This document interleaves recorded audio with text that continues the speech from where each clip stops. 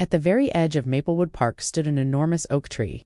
It was older than the playground, older than the park benches, maybe even older than the town itself. Its branches stretched wide like protective arms. Its bark was thick and grooved with twisting patterns that looked almost like maps. Most people hurried past it, but Oliver never did. Oliver believed every old thing had a story, and this tree had hundreds. One quiet afternoon, Oliver sat beneath the oak, sketching its tangled roots. Suddenly, a flicker, a tiny flash of golden light, right between the roots. Okay, that wasn't the sun. The light flashed again, this time longer. Curious and a little nervous, Oliver crawled closer and brushed away fallen leaves. Hidden beneath layers of dirt was something small and wooden, a door no taller than his backpack, with a brass handle and a keyhole shaped like a leaf. Oliver leaned in. He could hear something faint, like wind through tall grass. Or whispering. Help. Oliver froze. He glanced around the park. No one else was there. He turned back to the door. I'm either very brave or making a terrible decision. He slowly reached for the handle. It felt warm. The moment he turned it, the door opened, and instead of darkness, there were stairs, spiraling downward. Oliver stepped inside. The door closed softly behind him. At the bottom of the stairs, he gasped. An underground world stretched before him. Glowing mushrooms lit winding paths. Crystal streams shimmered. Fireflies floated like drifting stars. And in the center, a tall crystal pulsing weakly with golden light. You came, okay, talking fox. Underground glowing garden. Sure, that's normal. The fox tilted its head. Welcome to the hidden grove, Oliver. The fox led him toward the crystal. Up close, Oliver could see cracks forming inside it. This is the Heartlight crystal. It protects our world. From what? The lights around them flickered. Shadows stretched unnaturally long. From fear, as if summoned by the word, a swirling dark mist crept along the edges of the grove. The mist formed a tall, shifting shape. Two hollow glowing eyes opened. He doesn't belong here. Oliver stepped back. He's small, afraid.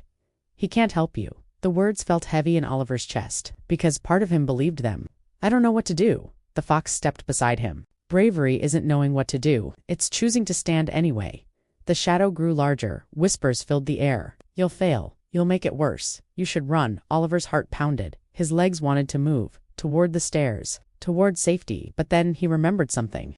The first day at a new school, the time he helped a classmate being teased, the moment he stood up, even while scared, he took a breath and stepped forward. I may be scared, but I'm not leaving. The crystal flickered brighter. The shadow hissed. The fox looked at Oliver carefully.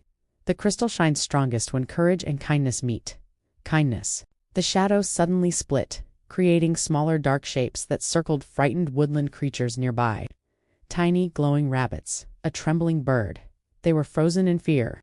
Oliver understood. Instead of charging the shadow, he knelt beside the smallest rabbit. It's okay. I'm here. He shielded it with his hands. Golden light began glowing from his chest. The crystal brightened. The shadow shrank. The whispering shadow roared. Fear is stronger. Oliver stood tall. No, fear is loud, but it's not stronger. He reached out and touched the Heartlight crystal.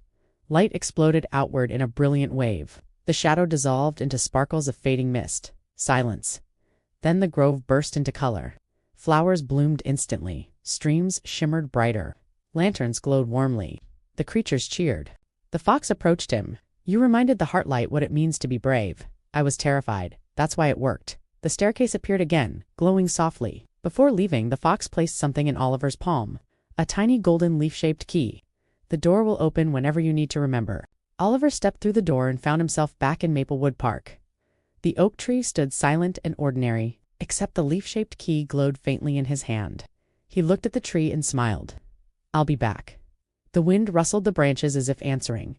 From that day on, whenever fear whispered in Oliver's ear, he remembered the hidden grove. He remembered that bravery doesn't mean you aren't afraid. It means you choose to protect, to stand, to shine. And sometimes, the most magical doors are the ones hidden beneath the roots of courage.